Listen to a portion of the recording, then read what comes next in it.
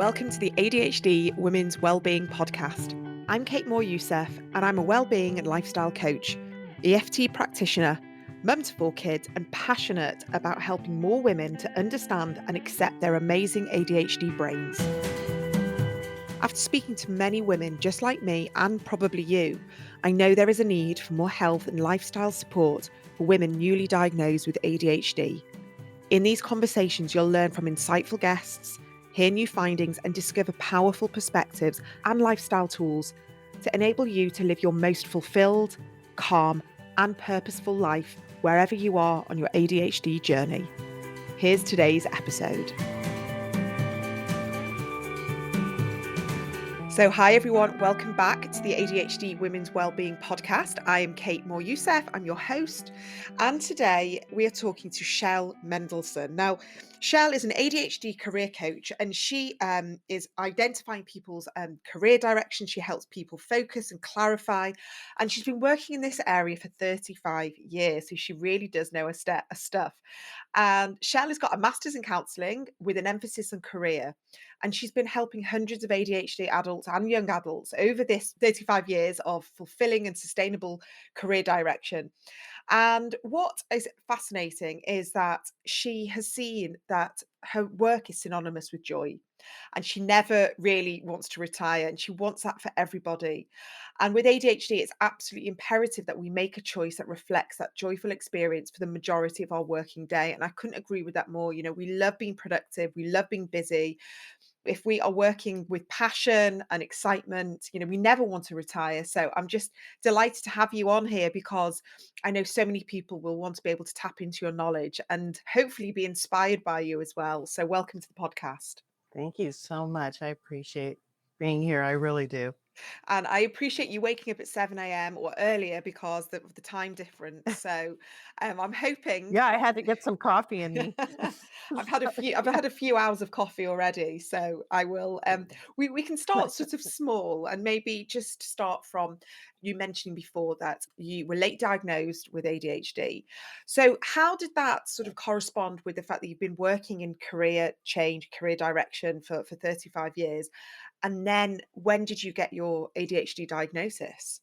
Well, I was in my 50s when I got my ADHD diagnosis. But before that, I was working in the field. But the thing that really pushed me significantly, beyond significantly, to get the diagnosis and realize there was something off with what I was doing was that I switched from doing the career coaching, career counseling work to creating a franchise system called Kids Art. And I did that for many, many years. I mean, it took me off, I call it off course, but I also call it a mission, which when I talk to people about the difference between life purpose and mission, this was an example of a mission. The only thing was at the time I didn't know it. And at the time, I became very disheartened and I was not having fun anymore. I was not following my own advice. I was just getting myself deeper and deeper into a situation where I was unhappy.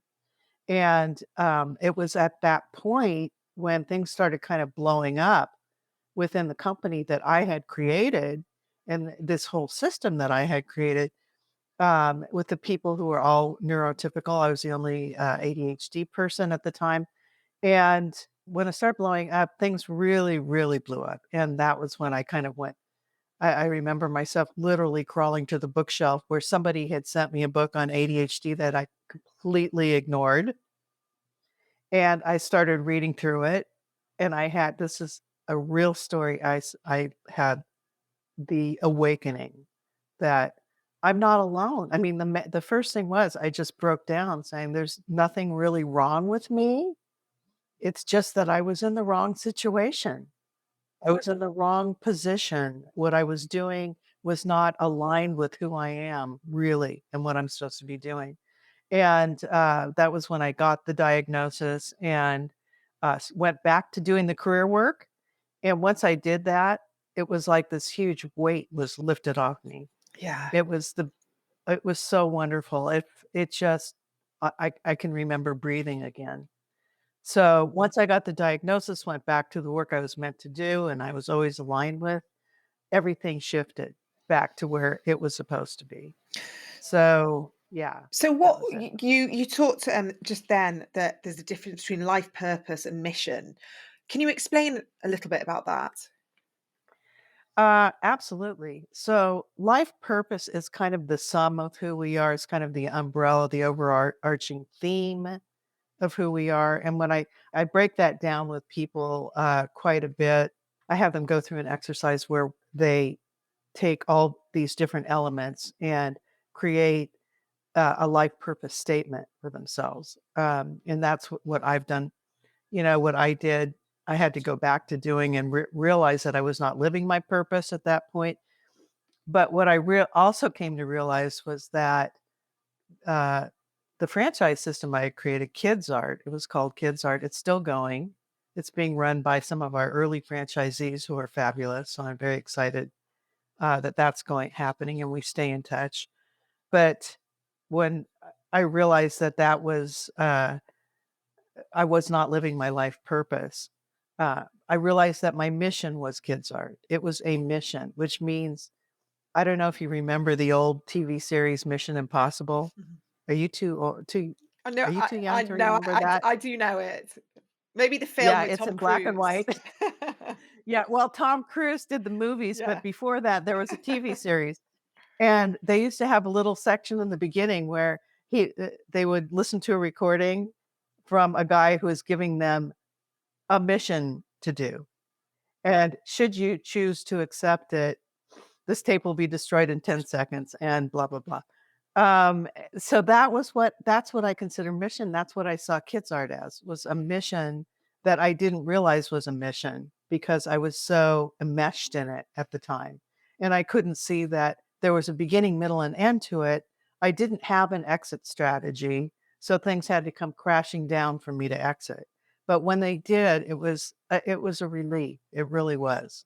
So the difference between mission is to take a project that you're passionate about and do something with that project, but that it has a beginning, middle, and end. It's not meant to necessarily be your life's work. It just needs to align with your life's purpose in some way. That is really profound. Yeah. I think, what you're saying then with people listening is it gives us that release, doesn't it? Of like, okay, it's okay to have a chapter in our life. It's okay. And it's not a failure. And there's not something wrong with us if we've decided that we want to finish something. And certain things, we do one thing and that leads us to something else. So when you say life purpose, I'm reinterpreting that as we understanding our core values and we understand how we want to live and how we want our day to feel and to look, and I guess what underpins our life. Is that the right sort of context? It, yes. And it's also what we want to impart to others Mm. while we're on the planet. The main, it's kind of the essence of who we are individually, and everyone has a different purpose. Everyone has their own very individual purpose. And it does need to align with the work we do, or I should say the work we do needs to align with that purpose. Or we're not going to be happy. I mean, we can literally feel it in our bodies when it's not happening, right? So understanding what that is and being very intentional about choosing work that's going to align with that is what makes all the difference. And that's what gives us the energy. It gives us all those boosts that people we need to take action and to do the work and to see it being something that is sustainable for years Yeah. over the year. It is. Yeah. It's feeling in alignment. I always sort of just know when something feels off, I feel it in my body. If someone asks me to do something or talk about a certain subject or do something that I'm just like, oh, I feel it like in my neck, feel it in sort of my chest. And I've started to really use that body wisdom as a way to sort of guide me towards saying yes or to say no. And you think this is like really powerful stuff. Like, why are we not learning this as kids? Like, why are we not knowing, from a very young age, how to sort of determine some form of path? I know that, and nothing's linear at all. And No, it's not. to kind of almost have this life purpose as like our little guiding, or like, stones or anything that can sort of just guide us towards where we're meant to go. So I guess you must have people coming to you at all stages in life who are lost, who are stuck, who are thinking, I've worked. I mean, I know that I have many clients who come to me and say, I'm working in a corporate job and it pays amazing money, but it's just not fulfilling me. I'm just not happy. And then they turn into, I guess, what their life purpose is. And it's like they're a changed person. How can a career make such a big change to our life, especially with ADHD? Well, when you think about how much time you spend in a job, and nowadays, and especially in the US, working overtime is the norm. Working many hours overtime is the norm. So, and that's expected. Back in the day, for me, when I used to work, I worked in corporate jobs. You could go home at 5 o'clock, you know, but now it's just expected that everyone stays. And so if you're not enjoying your work, I mean, you need to have a reason to want to stay, not be expected to stay. There needs to be a reason for us. We need to have that push, right? You know what I'm saying? The wind beneath our wings kind of thing. It has to be, it's like this push that's telling us, I'm really excited about this. I have a reason to be here. This work is purposeful to me. This work is meaningful. I love this project. I love the people that I'm working with. I'm using the skills that I want to be using. I'm doing all these things that really allow me to be who I am. If you're not in that environment, like if you don't have those conditions available to you, and I break it down quite a bit into all the different conditions and preferences. We need to have, I call them preferences, but they're elements that we really enjoy about our work that Mm, have to be there. yeah. Um, and that's what will get us through the day on a regular basis, and it will make it more sustainable over the years. And it also needs to be something that we can grow with and something that we can, there needs to be, for a lot of us, variety, flexibility. There are just certain elements that many people with ADHD need. And when you hear that from people, it's because a lot of those elements are not there. And including the biggest one is the people they're working with and the overall culture, the culture of the work that they're working in. ADHD is not 100% accepted in this country as being, how do I work with people with ADHD? It's become a nuisance for a lot of employers. Like, how do we deal with this person rather than how do we work with this person? Right. And so being in that kind of environment can just break you down. It can put you in this horrible situation where it just becomes unsustainable after a while. Yeah. And then you start making little mistakes. Then you start, if it when it gets to that point, it's very easy to capture the attention of the employer so that then they start to look at you as not as a liability versus an asset. And when you capture their attention with the fact that first, number one, you're not enjoying what you're doing, it becomes very clear in the way the work is being performed. And it does, some people can get away, a lot of neurotypical people can feel the same way about their work, yet still be able to do it in a way that is okay enough, right, for the employer. With ADHD, that becomes very difficult over a period of time to sustain. It's just not sustainable. And employers, we have what are called performance improvement programs here. Do they have them in the UK? I'm not sure. Not. They'll have a variation of it. It's a variation of that. And what they do is it's a way to sort of get you out. It's the first step. So instead of you doing your work, they're giving you assignments to do things that you dislike even more. And they just want to kind of stress you out enough to push you out the door, right? And I've worked with many people who come to me in these programs, and I have to keep reminding them that you're in the wrong job. This is not about you. This is about the fact that you are just in the wrong job. This is not who you are. It has nothing to do with your capabilities, your skill level, anything. It's just that this particular work you were doing for the company or whatever, if you're working for somebody that you're doing it with, is the wrong fit. Yeah.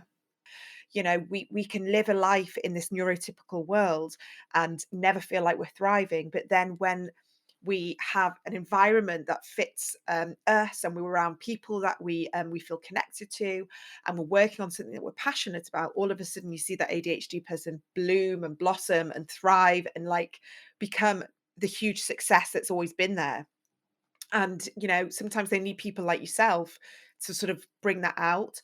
Other times it's just the diagnosis where they can be like, now I understand. I'm not the problem. I'm not a failure. There's not something wrong with me. And they can understand how, all the different traits of ADHD, especially with rejection sensitivity dysphoria. I think that plays a huge part in our careers, and that often leads to, like you say, over checking, the self doubt, never thinking we've done enough, never, always overcompensating. And then we've got this tendency to burn out as well, because if our conditions aren't correct, and we are around people, or maybe we're in a sensory environment that's just not right for us, we Right. shrivel and we can't deal with it. So I do believe that getting a diagnosis and having an acknowledgement and an acceptance that actually the way we work, where we work, how we work is pivotal to our success. And we can't keep doing the same things. I've got a client who, it's unfortunately it's taken her to have a huge burnout episode where she's had to be signed off by the doctor. She's had to go on antidepressants, and she's really been very poorly.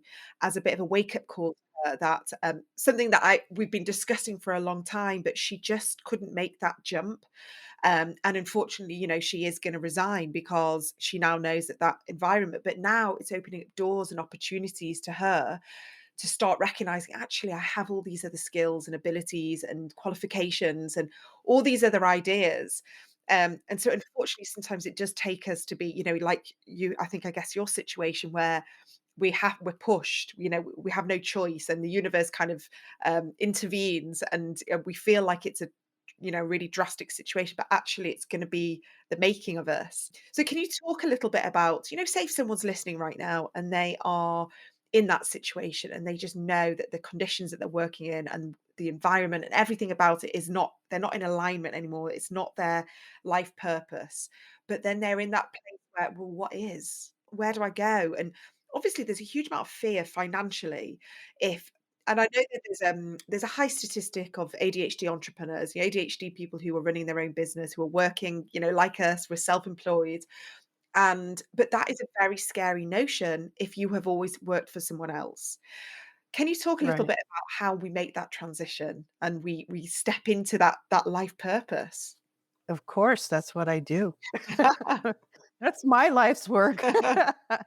So, yeah, when people come to me, they're very often in that situation. Part of me the part of me oftentimes when I see people in that, especially in those PIP programs, and I can see the toll it's taking, and I can see them breaking down emotionally and even physically, and they're taking more medications, they're doing all kinds of things to sort of just be able to go to work and just get there. Part of me just wants to go and rescue them and just pull them out and say, "Quit today, right now. Get out," because it's physically detrimental to you. It's emotionally detrimental to you. It's mentally detrimental. You've got to, and I ask them, do they have, let's get real here. Do you have maybe a savings of some kind that you can use to just take a break for a while and give yourself that time to regroup and get out of this situation? Sometimes it becomes that drastic. But neurotypical people may not show it and they may be able to, you think, turn it off. But I worked with neurotypical people for many years as well. And they're always on some kind of medication. There are always other diagnoses that they're there. And I give my cousin as an example. We kind of followed each other's careers. He was doing work similar to me, only he was working for the city of San Diego, and he was the only person he was a vocational rehabilitation counselor. He was the only one who was, doing that in that position, and he had to what he was doing was working with, employees who were either injured on the job or could not sustain their work because of whatever, diagnoses they had, and to find something else that they can do. And so he would bump heads with all day long. That's all he did. He had to fight, put out fires. He had to, it was like put up your dukes and then you walk in the door. That was what his work was. And I could see him over the years becoming, um, I mean, he was like a brother to me. So I get kind of emotional when I think about it, but it's also, uh, a tale, it's one of those stories that you wanna think about before you continue in a position like in that kind of situation. And he was just so emotionally wrought from all of it, and he had just all kinds of mental issues that happened, and he was on all kinds of medications, and he was very neurotypical. He was not at all ADHD. And all he could think about was retirement, and I would beg him to look to get out. I would just beg him to get out because I could see what was happening with him. Cautionary tale here. He eventually retired. His whole goal was, I want to retire. I want to retire. He and his wife, they were both doing the same kind of work in different settings, and she was going through the same thing. Only it was taking more of a physical toll and mental toll on him. And he finally did retire, and very soon after he was retired, he was in his early 60s. Uh, he was diagnosed with pancreatic cancer and died very shortly thereafter. And it was one of those things where I knew it was the work that killed him. It was accumulation. So whether or not you have ADHD, if you're in the wrong job, it's going to take its toll. But people with ADHD, in a way, we're more privileged. We have more the fact that it shows up in the workplace in some fashion, and even though we may not, realize it at the time, we are being given a gift to get the hell out of there, right? And yes, if you can understand that it's not about you, and that's the first thing I tell them, this is not about you. You were just in the wrong job. That's all. This has nothing to do with who you are. You just made a decision that you weren't maybe aware of what you needed at the time. You thought you needed this and tried to make it work, but it didn't work because that's how our brains are wired, right? Our brains are wired to do work that we enjoyed or to get excited and focused in areas that we are attracted to, right? The things that attract us. So when I work with people, I work in the process called "What Color Is Your Parachute?" I was trained by Richard Bowles, who wrote "What Color Is Your Parachute?" And he's been working, in this field for years and years and years. And I was attracted to his process of identifying the elements that make up one's ideal work before making a shift, which is what everybody should do, by the way. And we aren't given the privilege of doing that because it's not taught in schools. There's no roadmap. Parachute is not taught in schools. It should be, but it's not. And for people with ADHD, it's perfect because it really does allow us to sort of say, yeah, this isn't okay. And this is okay. This is sift and sort. It's a sift and sorting process in your, and to say this, yeah, this really attracts me and this doesn't, no, say clear no to other things. So in the parachute process, we identify 7 different areas that make up one's ideal work. Those are what are the skills that we love using? What are the people we love to be around, work for, and with? What are the working conditions? This is one of the biggest pieces that needs to be addressed. And in this country, we have what's called the Americans for Disabilities Act. Are you familiar with that? Mhm. And that is it's a process that if you're diagnosed with something, you can and you need require reason what they call reasonable accommodation. And the reason I say reasonable is that something that may be reasonable to one employer may not be reasonable to another. So it's one of these iffy things, right? And once you come out there and say you have ADHD, it almost puts a target on your back in some workplaces. So I always go for the idea of self accommodation versus using the ADA, using the accommodation method with ADA. And it's what it is it breaks down the conditions that are so important to you in every element of your work. The physical aspects, just like the office shoot. Look at your surroundings. It supports you, right? Yeah. It has to support you in some way. And when you work on your own, you can create that kind of environment for yourself. But when you're working for someone else, you are left to whatever little space they give you. And if it's a space that actually cramps your style in some way or makes you feel less than or makes you feel uncomfortable and you're not, say, allowed to even put pictures of your family up or you're in one of those cubicles, and cubicles are a luxury now, believe it or not, because you now have these open spaces that people can you imagine going into one of those and not only that, but it's like whatever desk is available kind of thing. I mean, to me, that's a nightmare. I can't even imagine it, but a lot of people work that way. Yeah, I mean, what Yeah. you're just saying then, I'm just like I'm automatically thinking about like the care we give our houseplants. You know, if you're like into plants, and we read the label and we say, right, not by the shade, not by the window. You know, make sure you water, you Yeah. don't water, and we just follow these instructions. We want our houseplants to thrive.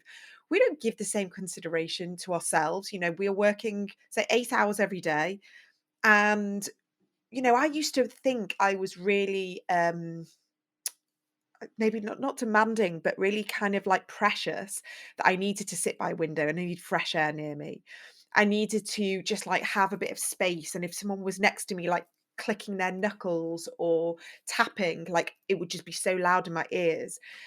And all these little things, and I used to complain to my husband. I used to say, "My God, this person's doing that thing, or that smell made me like I was so infuriated, or there was no fresh air, and I had like hot air conditioning on my head." And he used to say to me, this is way before my diagnosis, he goes, "You're just gonna have to get used to this. Is like life. This is work." And you working in an office and it was open plan and there was a radio on and there was conversations and it was just an I don't overstim know how people work in that environment. I don't understand yeah. it Well, myself. I soon felt like this burnout creeping and again, I didn't have the language, I couldn't articulate it. This was, a long time ago, 15, 16 years ago. And open plan offices and hot desking. It was all the rage and having meetings every half an hour. And I was like, I'm just getting into my work and there's another meeting. And it just fried my brain and I didn't understand why. And I thought I was a failure. I thought I was like always giving up. And now I look back at that older version of myself and I think, I can see the environment was just not place for me to thrive. And then now I'm like in the environment where I'm thriving. I'm choosing everything, like you say, this self accommodation. And I believe that I'm thriving. My business is growing, and the podcast has been amazing. And it's all because I've made choices that have aligned to back to me again. And I do know it is a privilege. I understand that. But I do also believe that we're given this one life and we have to make scary choices and we have to make leaps of faith. And there's certain things that are gonna like the fear is gonna rise up and we're gonna like worry about all the what ifs. But unless we take that jump, we take that risk. The thing that we want out of it is not going to happen. So yeah, I mean, I'm just hearing you and I'm thinking, actually, it is so important that we take note of all these little things because they are the clues to, I guess, what we want and what we don't want.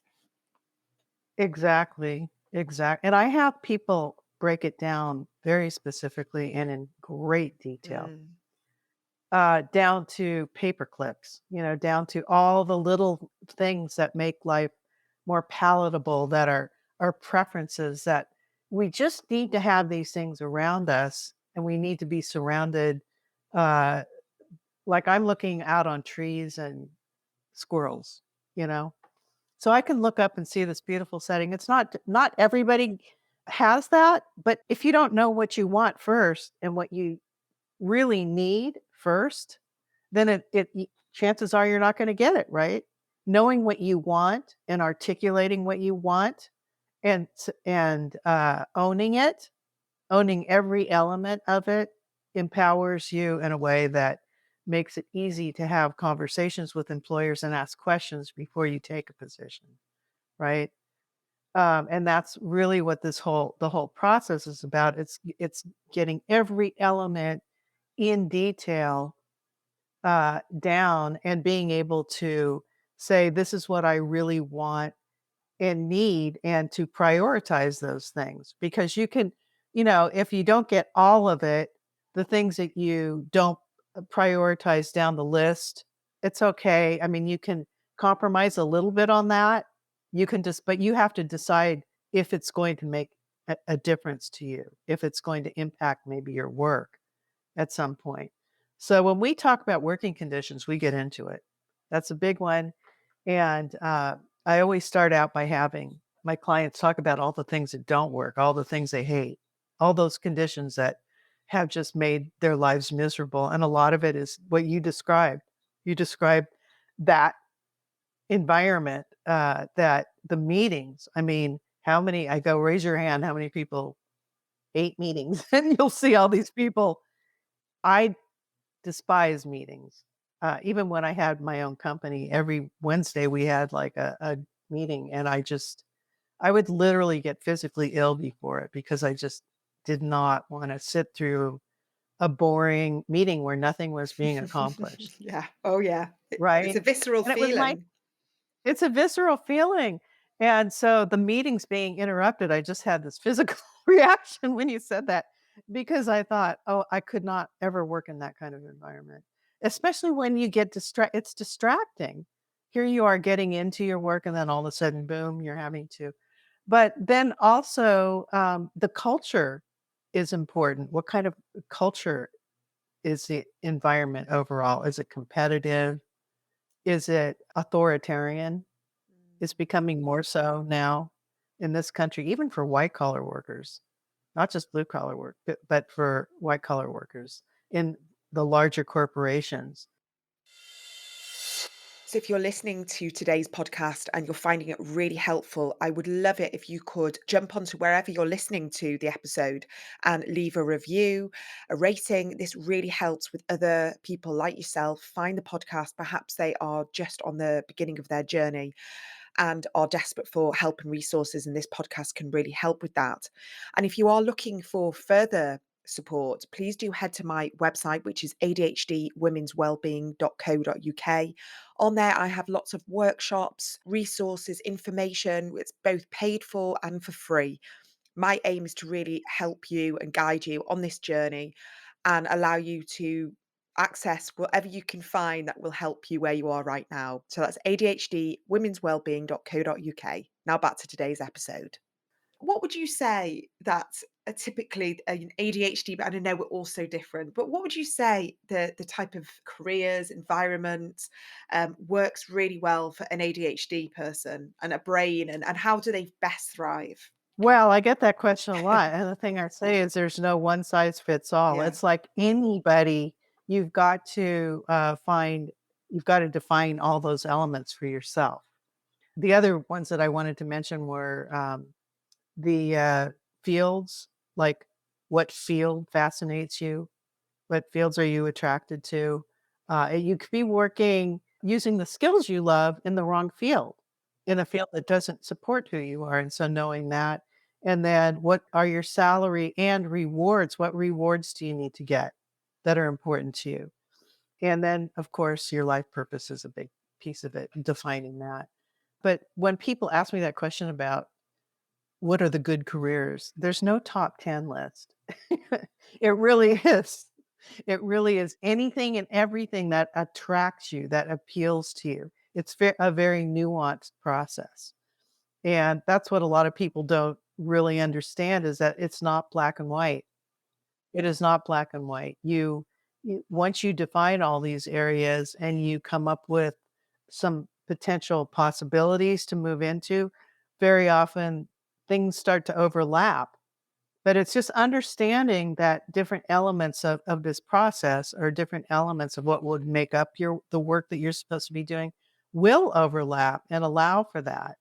And for example, me, I work in the field of education as a coach. And I also am a business person. I also work with people with ADHD. And over the years, I've been in franchising. I've been doing a lot of different things that have all overlapped the kind of work I do, right? So even within a job, that overlapping, even if you're working for somebody else, you need to understand that part of yourself. And I always liken it to the Google Maps, or I don't know, you know what I mean by the Google Maps when you put an address in and then all of a sudden it populates the direction. Well, what if how are you gonna get anywhere if you don't have the address? How are you gonna get that step by step, where to go, right? I mean, it's a broad, loose way of looking at it, but you really do need to understand what all those elements are and to be able to articulate them and to own them. So those are the things that are very often very difficult for people, and one of the things you alluded to was that doubt, like, "Am I doing it right? What will people" a lot we get all the voices, we're ADHD, so not only do we get voices from the outside, but also from the inside in our brain, we have the voices, right, telling us, "Oh, if you do that, you might not make enough money," or, "If you try doing that, what will people think?" Or, "That's not what my parents are would be happy about, or my spouse," or whatever. And all those we call it the safekeeping self. And we talk a lot about that because at in every moment of going through this process of really creating that roadmap for yourself, you're gonna have those doubts, that safekeeping self come in, and I see it as like this ghoulish I kinda put a visual to it. It's like a ghoul walking trying to get in the door, and it's got these beady eyes, and it's coming in, and it's trying to tell me, "Oh, you can't do that. Who are you?" Right? Well, I can, and if I don't own what that thing is and feel good about it, yeah, that shift is not gonna happen, or something else that's preventing you from taking the steps and learning more and really understanding the nuances of what's going to make up the work that will transform your life and push you to do what you're meant to be doing out there, what you're truly meant to be doing out there, and to answer the call of what you're contributing to the world. And I always say, especially people with ADHD, pretty much everyone I've ever worked with has been very purpose minded. Mm, Doing something that's meaningful, that's significant, making a difference, and people do start to burn out when they realize that they go to work every day, and what am I doing? They start questioning, "Why am I here? What am I doing? What is this accomplishing?" There needs to be more. I need to feel like I'm making a difference in some way. yeah. I always sort of see it as like soul driven because that's where we feel it. We feel, like you say, being of service, doing something that is going to fulfill us and help others. And it is so, I think it's just so pivotal in making that decision because we could love working with kids, art, cooking, anything like animals. And it can feel really hard. It's like, okay, well, I love, cooking, but what am I going to do? And some people love photography. So maybe you could be like a cookery photographer. Maybe you could be working in a test kitchen. Maybe you can create a website, full of healthy recipes. Whatever that is, there's so many different ways. I mean, my friends laugh at me because I'm always the person that's coming up with new career ideas or new business ideas for my friends. And sometimes they're just not ready, they're just not there. They've not come to see you. They are just sort of talking about it, and then the gremlins, the voice in the head goes, "No, no, no, who am I to do that? I can't afford to do that. I've got no experience. I don't have the qualifications." Like, we can come up with every single excuse in the book. And, a decade goes by and I'm still talking to the same person about that idea that we had, and they've not done anything with it because that voice dictate, but we have to make a choice not to believe that voice. And we have to make a choice to override it or recognize it for what it is. And, like you say, the voice of safety, it is our brain is conditioned to keep us safe. Very often, the safekeeping self, the recognition of it is the first step. Mm, Being able to say, "Oh, okay, here it is again. I just said this to myself. What's that about? And whose voice is that anyway?" And so when I work with people, we work in a small group of 6. When I work with people, I ask them, I put them into what I call the career bubble, which means that I ask them not to speak with their spouses and discuss any of what is going on for the period of time that we work together until we don't, and you're ready to kind of launch your idea, like take action in some way. And we can talk about, the kinds of actions that people take. But basically, to keep those, you've got enough voices going on. Very often, a spouse is a person who's going to be very interested in what you're coming up with because it's going to impact their lives as well, and that can take you off track in terms of really understanding and seeing things from a very broad perspective first. What is what is coming to you naturally a as the areas that you're feeling inclined to learn more about and want to, explore and research. And if you don't have a chance to look at it from a very broad perspective, it can really cut you short, and that safekeeping self is gonna take over and boom, no action, right? A lot of times when I tell people that, it's almost like this relief, this sigh of relief comes over them like, "Ah, I have people I can talk to about it in the group, but we I don't have to talk to my." I can say, "Honey, my career coach told me not to talk to you for 8 weeks about what's coming up. That's an assignment. That's what was, that's my instruction." So it takes the burden off of them, and it just becomes a big sigh of they have a big sigh of relief knowing that now they really can explore, and even with that permission to really go for it 100%, to look at all, rock star. Okay, I wanted to be a rock star, when I was a kid or whatever, and now doing something where I can uh, speak to large groups, or I can get the attention, be the center of attention in some way, is important to me because I have a message or for whatever reason, mhm. being able to explore those things are important because when you have those dreams, you should be out there some way taking steps incrementally to incorporating them into the work you're doing somehow. And it doesn't mean the exact work that you're doing, it means incorporating elements of those things that are important to you into your work, right? And again, they can overlap, they're very nuanced. They don't have to be all at once, they can be incremental, but knowing what the steps are to get there, that's what they learn, and that's what they come away with, and generally have the confidence later on to take those steps. Like the confidence piece of it is so important. Like if you aren't confident in what you're doing, obviously you know what the results are. Eventually, it's gonna kind of bite you in the butt a little bit. You're kind of allowing people a cocoon of what if possibilities. And as kids, we're sort of taught to use our imagination. We're taught to ask big questions and go big and use every element of creativity. But then as we get older, it's quashed and pushed down, and we're just kind of like the mundanities of life take over. And now, to be given an opportunity to say, well, what if? What if I could do that thing? And I've seen this a few times actually. I've seen this in real life with friends of mine who have done that what if. What if I just do this? If I just take that next step and I try and I fail and I get back up and I try again. And that happens, we can't ever do anything without having setbacks. But it's making that decision to try and to use our imagination and get curious.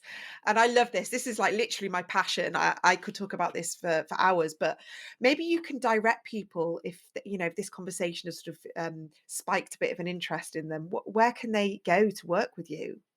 Well, like I said, I work with people all over the world. So we do the 8 week your next career move masterclass.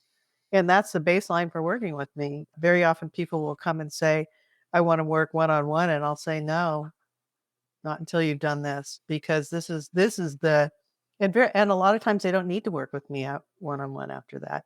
And they don't realize uh, that they need other people as much in this process to support them, people besides just me who are going through the same process and understand the ADHD element aspect and have all been impacted by ADHD in their work life in some way.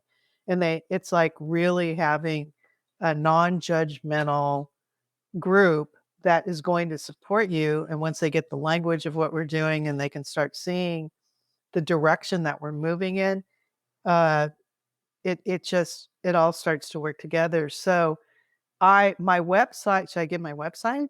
My website is www.passiontocareer.com.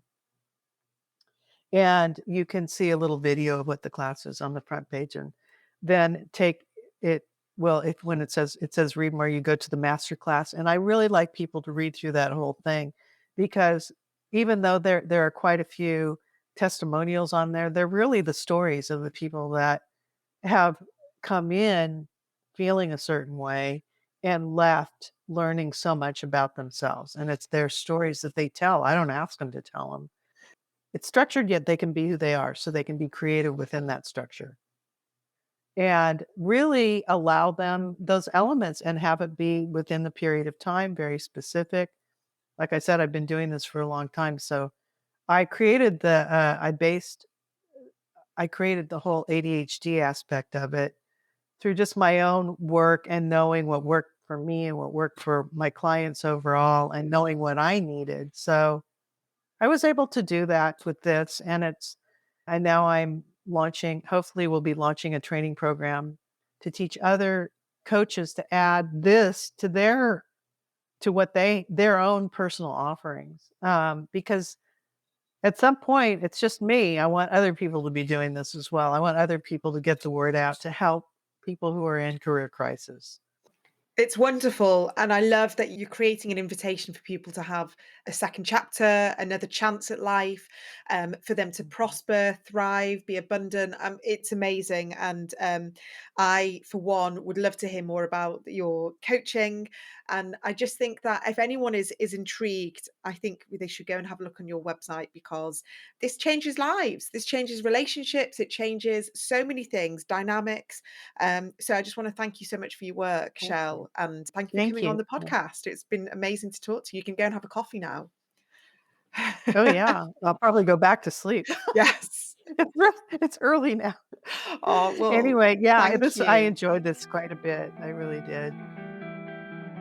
Thank you so much for joining me on today's episode. I hope you found what you were looking for in this conversation, and it's helped guide you towards some further self-healing, self-exploration, and most importantly, self-acceptance. And if you have enjoyed this conversation and would like to experience more of my work, such as access to exclusive live workshops and opportunities for group coaching sessions, connecting with other like-minded women, and a general feeling of belonging, please come and check out my monthly membership, the ADHD Women's Wellbeing Collective. I've made it as affordable as possible, and I offer you lots of resources and opportunities for connection and support from other women all around the world being diagnosed with ADHD later on in life. I'd absolutely love to see you there. All the details are in this episode's show notes or on my website, adhdwomenswellbeing.co.uk. See you in the next episode.